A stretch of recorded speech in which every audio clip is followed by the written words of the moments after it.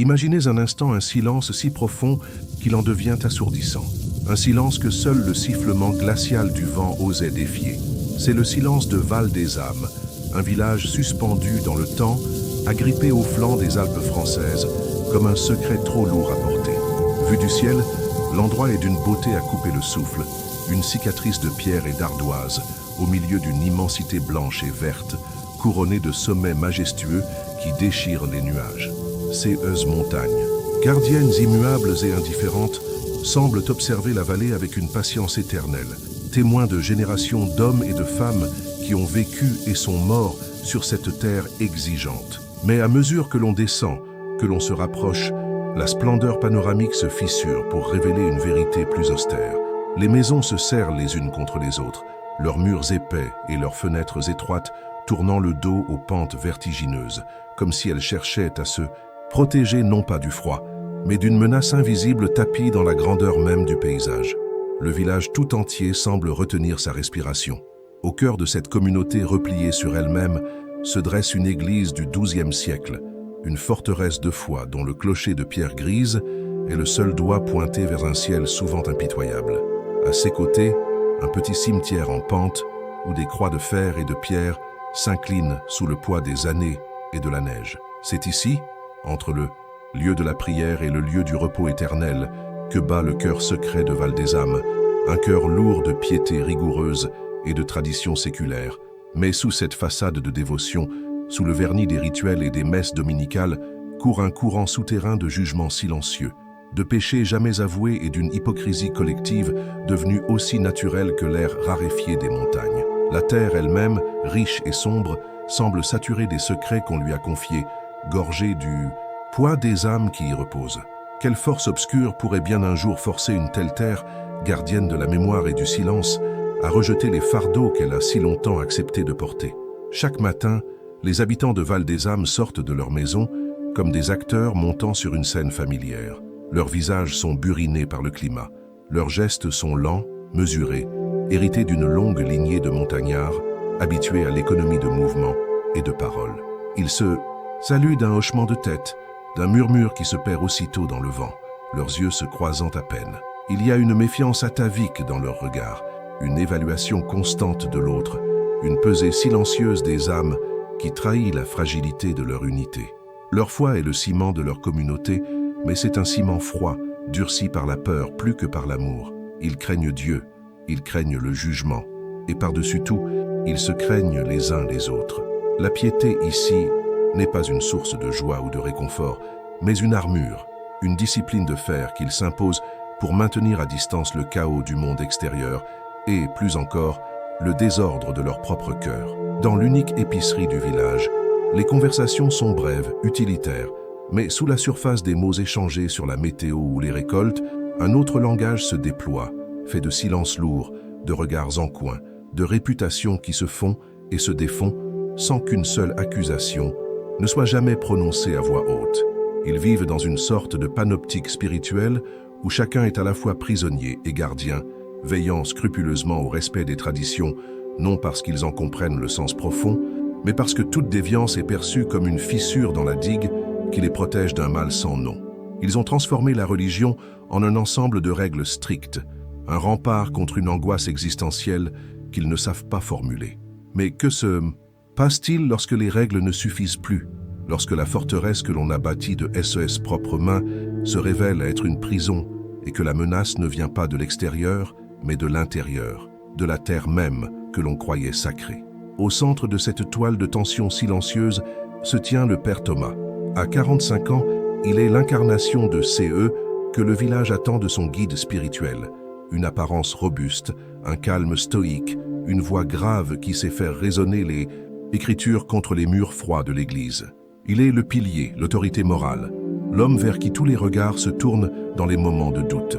Mais cette image publique est un mensonge qu'il entretient chaque jour avec une lassitude infinie. Derrière ces yeux que les villageois prennent pour de la sérénité se cache un abîme de doute.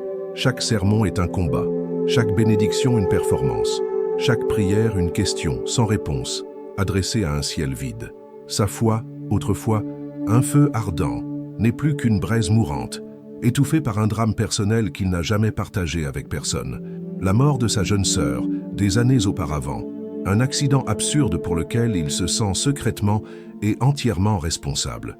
Ce fardeau a érodé sa certitude, le laissant avec un sentiment d'imposture qui le ronge de l'intérieur. Il prêche le pardon divin alors qu'il est incapable de se pardonner à lui-même. Il parle d'espérance alors qu'il est tenté par le souvenir d'un corps frêle et sans vie. Il est le berger d'un troupeau dont il ne se sent plus digne, un médecin de l'âme qui a perdu le remède pour sa propre maladie. Cette contradiction est sa plus grande souffrance, un schisme intérieur qui le laisse isolé au milieu de sa propre communauté. Il observe ses ouailles s'accrocher à leurs rituels rigides et il y voit le reflet de sa propre faillite. Il leur a donné des règles, mais il a été incapable de leur transmettre la grâce. Il est devenu le gardien d'un dogme mort, une coquille vide. Et au plus profond de lui, une question terrifiante grandit jour après jour. Et si ce silence assourdissant dans son cœur n'était pas seulement le sien, mais le silence de Dieu lui-même? À la périphérie de ces mondes d'adultes pétris de certitudes et de peurs cachées, vit Léa. À 10 ans, elle est l'incarnation de tous ces que le village s'efforce de contrôler ou d'exclure. Orpheline, élevée par une grand-mère malade et silencieuse, elle porte le stigmate de ces parents, un couple qui avait osé quitter Val des Âmes en reniant ces traditions avant de disparaître dans un accident de voiture. Léa est une étrangère sur sa propre terre, une anomalie. Les autres enfants, imitant la méfiance de leurs parents, la tiennent à l'écart. Les adultes la regardent avec un mélange de pitié et de suspicion, comme si l'insoumission de ses parents était une tare héréditaire. Menue, presque évanescente, elle traverse le village comme une ombre, ses grands yeux clairs, observant le monde avec une curiosité et une absence de jugement qui déconcerte. Là où les autres voient une nature hostile et des devoirs écrasants, Léa voit une beauté fragile. Elle trouve du réconfort dans le volume d'un oiseau, dans la couleur d'une fleur sauvage poussant dans la fissure d'un mur, dans le murmure du vent qu'elle écoute comme une conversation secrète. Sa foi n'est pas celle des livres et des sermons qu'elle entend à l'église, mais une connexion simple et directe avec le monde qui l'entoure.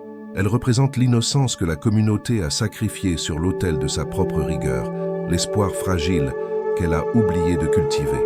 Elle est un miroir silencieux qui renvoie aux villageois l'image de leur propre dureté, de leur propre manque de compassion.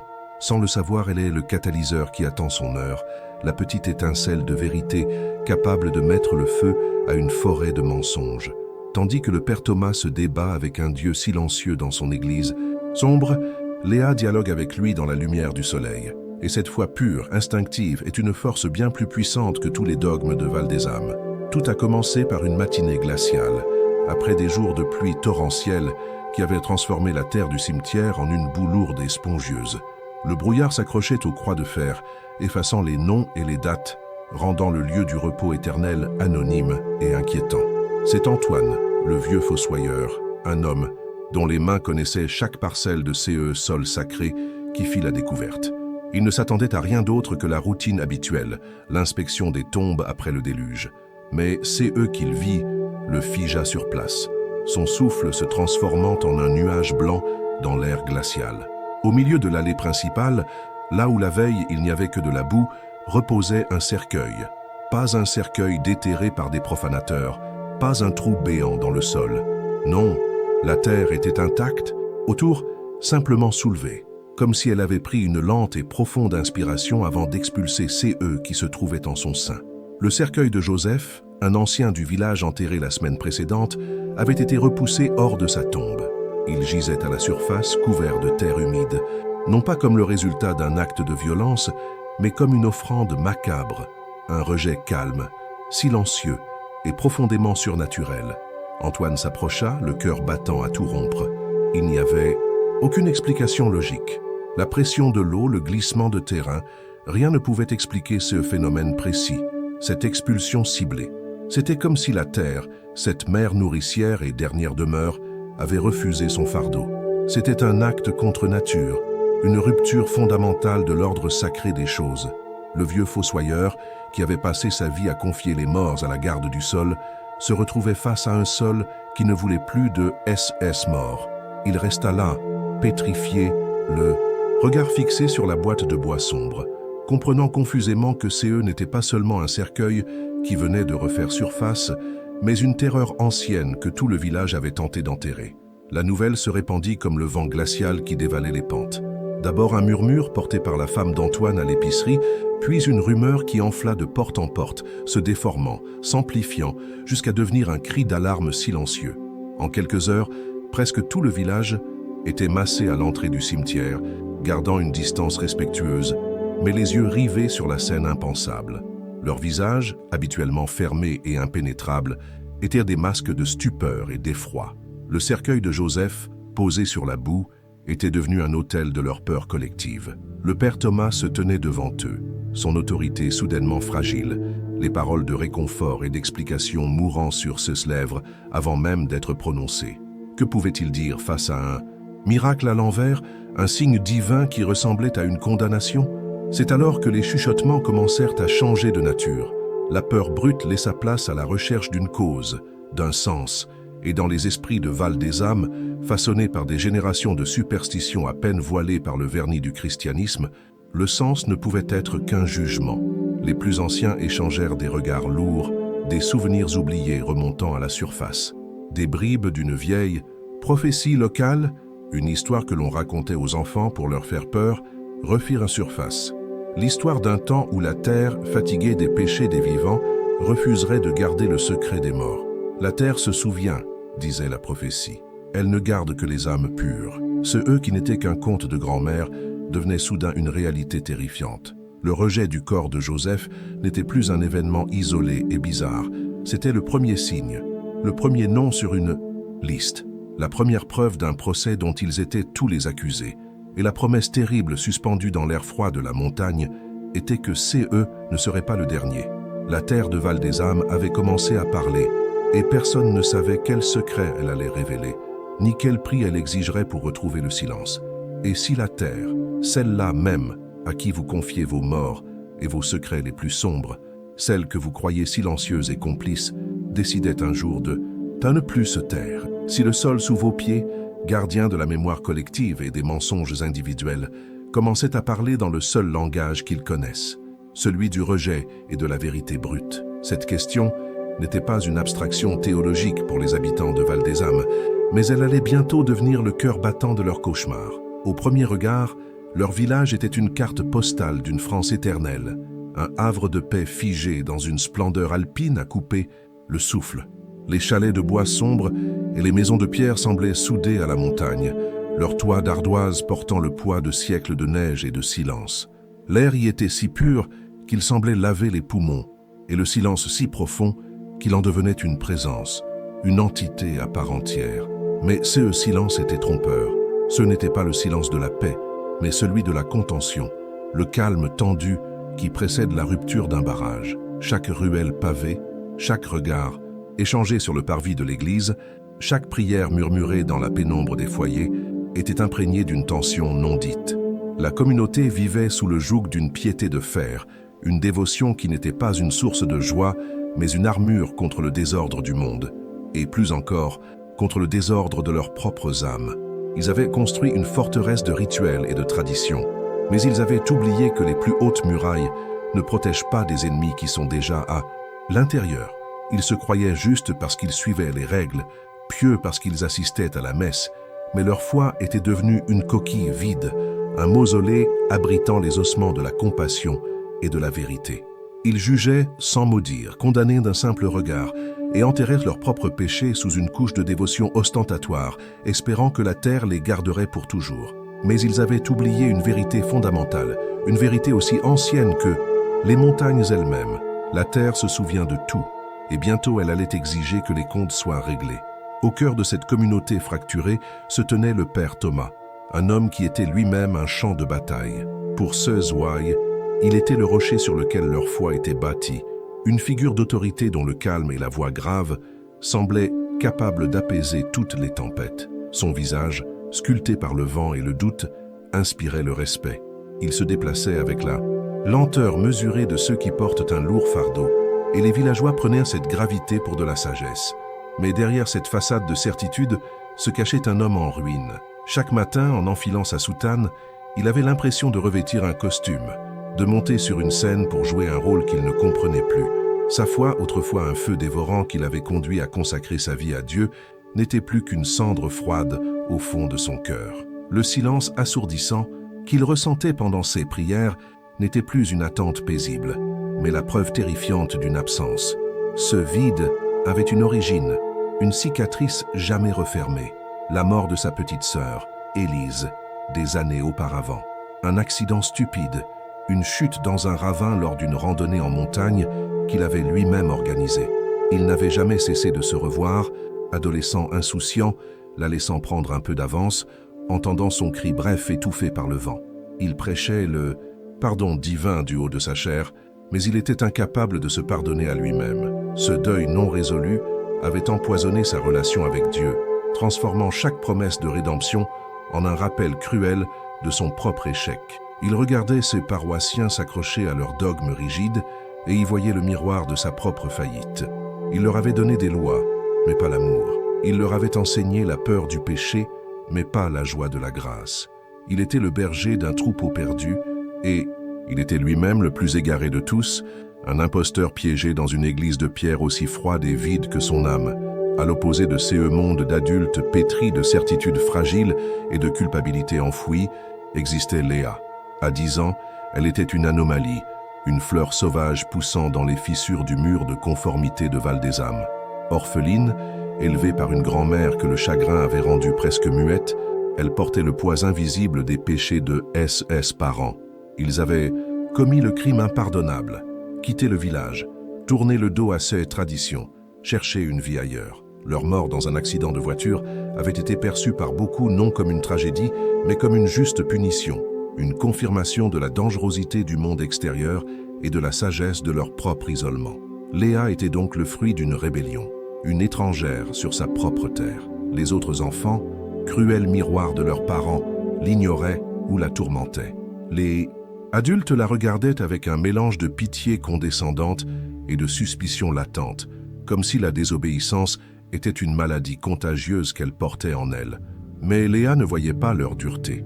Ou plutôt, elle la voyait, mais elle ne la laissait pas l'atteindre. Là où il voyait une nature hostile, une ennemie à conquérir, elle voyait une beauté infinie et une source de réconfort. Sa foi n'était pas apprise dans les livres ou les sermons du père Thomas, qu'elle écoutait pourtant avec une attention polie. Sa foi était dans le contact de la mousse sur une vieille pierre, dans la danse des flocons de neige, dans le chant du vent à travers les sapins. Elle parlait aux animaux, collectionnait les pierres aux formes étranges et connaissait des sentiers secrets que personne d'autre n'empruntait. Son innocence n'était pas de la naïveté, c'était une forme de sagesse, une capacité à voir au-delà des apparences, à sentir la vérité des cœurs. Elle était le miroir silencieux de la communauté, un miroir qui leur renvoyait l'image de leur propre manque de charité, de leur propre peur. Sans le vouloir, sans même en avoir conscience, elle était la question que Val-des-Âmes refusait de se poser.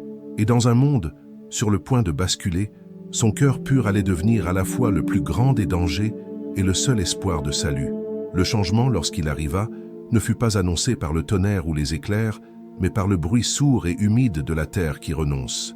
Des semaines de pluies incessantes avaient gorgé le sol du cimetière, le transformant en une éponge boueuse et instable. Le brouillard s'accrochait aux croix de fer comme un linceul, et l'air était lourd d'une odeur de terre retournée et de décomposition végétale. C'est Antoine le fossoyeur, un homme dont les mains avaient confié des générations de villageois au repos éternel, qui fut le premier témoin. Il avançait dans l'allée principale, ses bottes s'enfonçant dans la glaise, s'attendant à trouver quelques tombes affaissées, des dégâts mineurs. Mais c'est eux qu'il vit le cloua sur place, le sang se glaçant dans ses veines. Au milieu du chemin, là où la veille il n'y avait rien, reposait un cercueil. Le cercueil de Joseph, un fermier respecté, mais à la langue acérée. Enterré 8 jours plus tôt. Il n'y avait pas de trou béant, pas de traces de pelle ou de profanation. La terre autour était lisse, simplement bombée, comme si une force souterraine, lente et inexorable, avait poussé la bière hors de son sein. Le cercueil gisait là, couvert de boue, non pas arraché avec violence, mais déposé avec une sorte de soin délibéré et monstrueux. C'était un rejet, un refus, comme si la terre elle-même, cette mère patiente, avait décidé qu'elle ne voulait plus de cet enfant-là. Antoine, dont toute la vie était fondée sur le pacte sacré entre les vivants et la terre qui accueille les morts, sentit le sol se dérober sous ses pieds, au sens propre comme au figuré. Il comprenait instinctivement que CE n'était pas un simple phénomène géologique. C'était un signe, un verdict, un acte contre nature qui brisait l'ordre du monde. Il resta là, pétrifié, le souffle court, incapable de détourner les yeux de cette boîte de bois sombre qui semblait le fixer en retour. Il ne le savait pas encore, mais il était le premier spectateur d'un procès dont le juge était la terre elle-même et dont les accusés étaient tous les habitants de Val-des-Âmes. La première page d'un nouveau et terrible évangile venait d'être écrite dans la boue. La nouvelle se propagea avec la rapidité d'un feu de forêt dans un vent d'été, mais sans la chaleur. C'était une contagion de froid, un frisson qui passa de maison en maison, transformant les murmures en exclamations horrifiées, puis en un silence lourd de peur. Bientôt, une foule silencieuse se forma à la grille du cimetière, n'osant pas entrer mais incapables de partir. Leurs visages, habituellement des masques de contrôle et de retenue, étaient nus, exposant une terreur primitive. Le cercueil de Joseph, posé là au milieu de tous, était devenu un objet obscène, une violation de l'ordre le plus fondamental. Il n'était plus le réceptacle d'un homme, mais le symbole de leur propre mortalité refusée, de leur propre secret exposé. Le père Thomas arriva, fendant la foule qui s'écarta sur son passage comme les eaux de la mer Rouge. Mais il n'avait rien d'un Moïse. Son autorité, si solide la veille encore, semblait soudain dérisoire face à ces miracles inversés. Que dire? Quelle parole de réconfort ou d'explication pouvait-il offrir face à un Dieu qui semblait non pas ressusciter les morts, mais les vomir? C'est alors que la nature des chuchotements changea. La peur brute commença à chercher une raison, une cause, un coupable. Et dans l'esprit de CES montagnard, où les superstitions païennes n'étaient jamais très loin sous le vernis du dogme chrétien, la raison ne pouvait être qu'une malédiction. Les plus anciens se souvinrent alors d'une vieille prophétie, une histoire de veillée que l'on ne prenait plus au sérieux. Elle disait qu'un jour, lorsque les péchés des vivants deviendraient trop lourds pour être portés, la terre de Val-des-Âmes, fatiguée de garder leurs secrets, refuserait d'accueillir les morts. Elle ne garderait que les âmes pures et rejetterait les autres à la face du monde, pour que leur vérité soit connue de tous. Ceux qui n'étaient qu'un conte effrayant pour enfants devenaient soudain une explication plausible, une grille de lecture terrifiante. Le cercueil de Joseph n'était plus un accident. C'était le premier avertissement, le premier nom sur une liste, la première sentence d'un jugement qui ne faisait que commencer. Les jours qui suivirent transformèrent la peur en une panique sourde et omniprésente. Le cercueil de Joseph fut réenterré dans un silence glacial, sous le regard de tout le village. Le père Thomas prononça des prières qui sonnaient creux même à ses propres oreilles, jetant de l'eau bénite sur une terre qui semblait la rejeter comme elle avait rejeté le corps. Mais le lendemain matin, le cercueil était de nouveau là, à la même place, comme s'il n'avait jamais été déplacé. Et il n'était plus seul. À côté de lui, un autre cercueil avait fait surface, celui d'une vieille femme décédée des années auparavant, connue pour sa médisance et sa piété ostentatoire. La prophétie semblait se réaliser point par point. La terre ne se contentait pas de rejeter les morts, elle les choisissait. Chaque nouvelle expulsion était un choc, une énigme que tout le village tentait de déchiffrer. On se mit à réexaminer la vie des défunts rejetés, à déterrer de vieilles histoires, des rumeurs oubliées, des péchés tus. Le cimetière devint une cour de justice à ciel ouvert, et les vivants, les jurés d'un procès posthume. La communauté, autrefois unie par une façade d'harmonie, se fissura. La méfiance, toujours latente, devint une hostilité ouverte. Chacun regardait son voisin en se demandant quels secrets il cachait, quel poids SES péché faisait peser sur la communauté tout entière. La recherche d'une explication rationnelle fut vite abandonnée. C'était l'œuvre de Dieu, ou du diable, une punition collective pour une faute qu'ils ne parvenaient pas à identifier. Et dans cette quête désespérée d'un coupable, d'un bouc émissaire sur qui concentrer leur terreur, les regards commencèrent à converger. Ils se tournèrent vers la seule personne qui n'était pas, comme eux, la seule qui représentait une anomalie dans leur monde ordonné. Ils se tournèrent vers la petite Léa. N'était-elle pas la fille de ceux qui avaient renié le village? Ne portait-elle pas en elle le sang de la rébellion? Sa présence silencieuse, son innocence même, commença à paraître suspecte, anormale, comme le calme au centre d'un ouragan. Un murmure naquit, insidieux et vénéneux. C'est elle. C'est l'enfant qui a attiré le malheur sur Val des âmes. Père Thomas observait cette hystérie grandissante avec un sentiment d'impuissance totale. Il voyait la peur déformer les visages de ceux paroissiens, transformant des gens ordinaires en une meute prête à chasser. Il essayait de raisonner avec eux, de leur rappeler les principes de charité et de pardon, mais ces mots étaient comme des pierres jetées dans un torrent.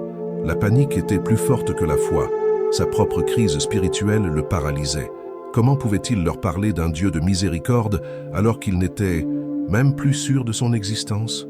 Comment pouvait-il déchiffrer la volonté divine dans ces chaos alors que le ciel restait obstinément silencieux à ses propres prières? Chaque cercueil qui refaisait surface était un nouveau clou planté dans le cercueil de sa propre foi. Il se sentait comme un capitaine dont le navire sombre et qui ne possède ni carte ni boussole. Il était seul, plus seul qu'il ne l'avait jamais été, pris en étau entre un phénomène qu'il ne comprenait pas et une communauté qu'il ne reconnaissait plus. Le point de rupture arriva un après-midi gris, sur la place du village. Il vit un groupe d'hommes, mené par Marcel, un ancien du conseil paroissial dont la piété rigide avait toujours masqué une cruauté latente, entourer Léa. La fillette venait de ramasser une fleur tombée d'un jardinet et Marcel l'accusait de volume, de souillure. Les mots étaient absurdes, mais le ton était chargé d'une haine qui n'avait rien à voir avec une simple fleur. Il la cernait. Leur corps, massif formant une cage autour de sa silhouette frêle. Léa ne pleurait pas. Elle les regardait, ceux grands yeux clairs passant de l'un à l'autre, sans peur, mais avec une tristesse infinie qui semblait les sonder jusqu'à l'âme. C'est ce regard qui brisa quelque chose en Thomas. Dans la vulnérabilité de Léa, il revit soudain sa sœur Élise. Il revit l'innocence face à une menace aveugle et brutale.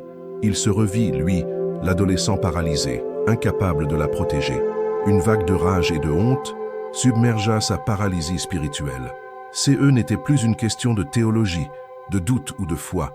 C'était une question d'humanité. En un instant, le prêtre mort laissa place à l'homme. Il s'avança, le corps tendu, et se plaça entre la meute et l'enfant. Sa voix, quand il parla, n'était plus celle mesurée et liturgique du prédicateur. C'était un grondement sourd, chargé d'une autorité nouvelle, une autorité qui ne venait pas de Dieu, mais de la révolte de sa propre conscience. « Assez », dit-il. Et dans ces simples mots, tout Val des âmes comprit qu'une nouvelle ligne de front venait d'être tracée. Cet acte public de défiance changea tout. En prenant Léa sous sa protection, le père Thomas n'avait pas seulement sauvé une enfant d'une humiliation, il s'était désigné lui-même comme un ennemi aux yeux de ceux qui cherchaient un coupable. Il était devenu le protecteur de la sorcière, le complice de la malédiction. Le village se scinda en deux camps. D'un côté, une minorité silencieuse, troublée par la haine de la foule, mais trop effrayée pour s'y opposer ouvertement. De l'autre, la majorité, galvanisée par Marcel, qui voyait dans le geste du prêtre la preuve finale de sa corruption. L'autorité de Thomas s'effrita complètement. Ce sermon était prêché devant une église presque vide.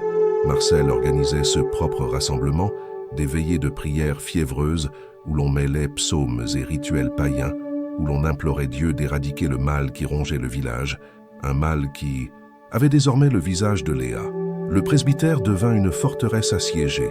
Thomas et Léa y vivaient reclus avec la vieille grand-mère de la fillette, murée dans son silence. C'est dans cet isolement que naquit une alliance improbable. Le prêtre rongé par le doute et l'enfant à la fois instinctive. Léa ne semblait pas effrayée par les événements. Elle acceptait la situation avec un calme qui déconcertait Thomas. Elle passait ses journées à dessiner, à s'occuper des quelques plantes du jardin, à parler aux chats du presbytère. Un soir, alors que Thomas fixait par la fenêtre le cimetière désormais jonché de dizaines de cercueils, vision d'apocalypse sous la lune froide, Léa s'approcha de lui. Elle lui demanda simplement « Pourquoi la terre est-elle si triste ?» La question, dans sa simplicité enfantine, le frappa plus durement que n'importe quel traité de théologie. Il avait cherché une cause, une punition, une colère divine. Il n'avait jamais pensé à la tristesse.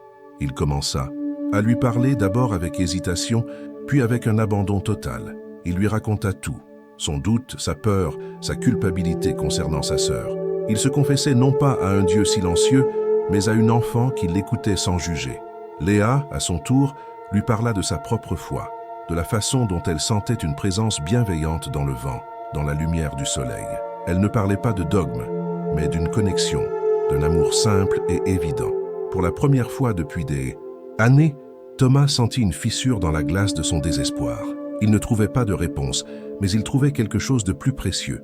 Une parcelle de chaleur humaine, une lueur d'espoir dans le regard d'une enfant que le monde entier avait condamnée. Il comprit que son combat pour la protéger n'était pas seulement son devoir, mais peut-être sa seule voie vers la rédemption. Pendant que ces liens fragiles se tissaient à l'intérieur du presbytère, la folie à l'extérieur atteignait son paroxysme. Le phénomène ne s'arrêtait plus au cimetière. La terre du village tout entier semblait devenir stérile. Les potagers se flétrissaient, le bétail tombait malade, l'eau du puits commun prit un goût amer. Chaque nouveau malheur était une preuve supplémentaire de la culpabilité de Léa. Marcel, se sentant investi d'une mission divine, décréta que des mesures extrêmes devaient être prises.